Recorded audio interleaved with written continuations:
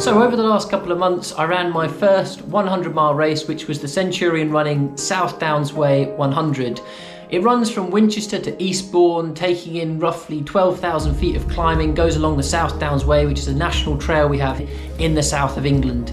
And I wanted in this video to think a little bit more about the mental side of the challenge. In the lead up to the race, in the videos on the channel, I talked a lot about the physical side, but I want to think here about the kinds of strategies I use to keep myself mentally focused and to get me through more challenging ultra distances. You might notice the background is slightly different than it usually is. So at the moment, Carla and I are out in France. We're in a place called ultramarathon, which is in Normandy. And we've been enjoying the coast along here, doing a bit of cliff top running. And I'm currently recording this from the Airbnb that we are staying in. So going to dive into having a think about some of those mental strategies. You know, what do I draw on to get me through? And these are basically a toolkit of mental strategies that I've built up over time in the 8 or 9 ultra marathons that I've done. And these were the ones that I utilised, I found really helpful on the day of the South Downs Way 100.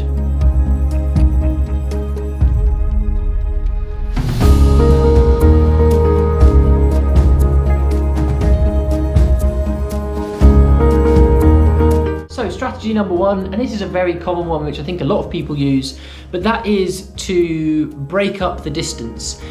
In my head, on the day of the South Downs Way 100, I was very rarely running 100 miles. Of course, that was what I needed to do, but in my mind, I was just thinking about getting to the next checkpoint, getting to the next location, getting to the next distance, but not thinking about the bigger goal, because if you do that too much, then it can start to feel very overwhelming or even insurmountable. And luckily for me, I knew the South Downs Way trail very well. So in my head, I could kind of just paint a story and think, okay, I'm going to get to Devil's Dyke, and then later on I'll be getting to Clayton Windmills or Southease.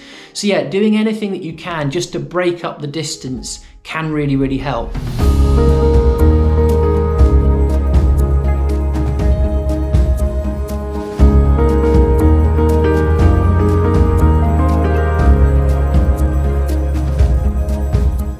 So the second thing is to fixate on and to amplify the positives. There's going to be a lot of negatives on the day, hopefully not too many, but in something like 100 miles, a lot can happen. It can be a bit of a roller coaster.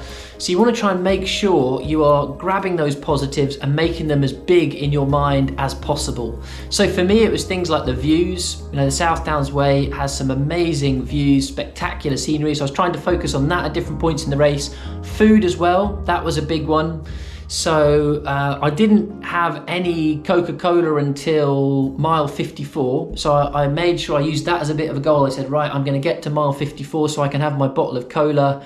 And then I had, I think, 2 others a bit later on, one at about 70 miles, one at about 80 miles. But that was a really good thing for me to focus on and think about, yeah, I'm going to reach for that positive. And when I have it, I'm going to enjoy it and completely take in all of the positive experience. So yeah, that was one thing.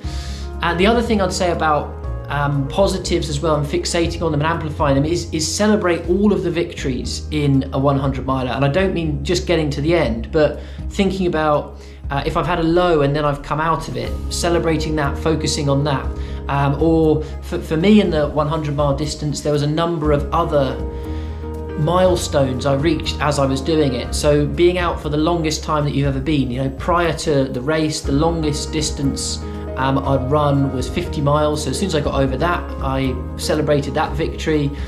10 hours and 28 minutes was the longest event I'd done before. So when I got beyond that time, again, a celebration, getting to the first 100K. So all of these things, just focusing on everything that is a victory within the bigger picture, so that as you're going along, you feel like, yeah, I'm moving somewhere, I'm getting somewhere. And that will give you a positive mental attitude for moving forward.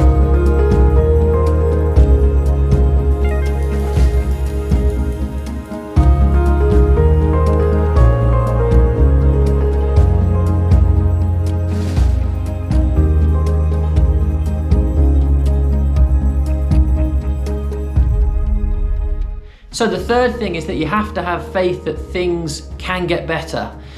I was guilty early on in the race of thinking, well, I feel pretty rotten at mile 45 and therefore things are just going to get worse. Or even that I felt bad at mile 45, how on earth could I get to the end?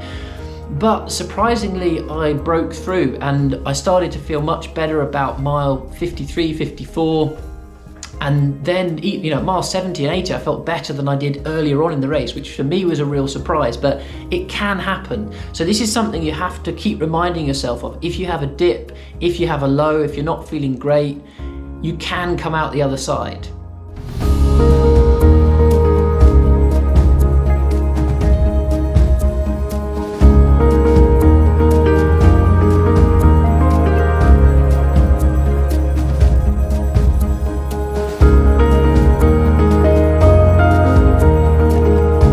So the final thing to say is just don't be too hard on yourself. Inevitably, there will be low moments. There'll be times when you're not feeling great, but try to avoid getting into that negative headspace where you're saying, why am I feeling this rubbish? I shouldn't be feeling this bad. My fitness isn't as good as it should be. Instead, just think, no, this is a natural part of running this distance, feeling bad at some points. And as we said with the previous point, it can be that you break through and you get a second wind and you start feeling better.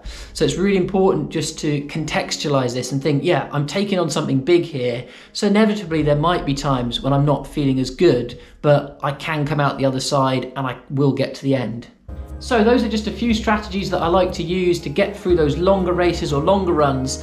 And they're not meant to be like a checklist that I go through religiously during a race. It's just a kind of toolkit, and I'll draw on different strategies as and when I need them, so at different times in different races.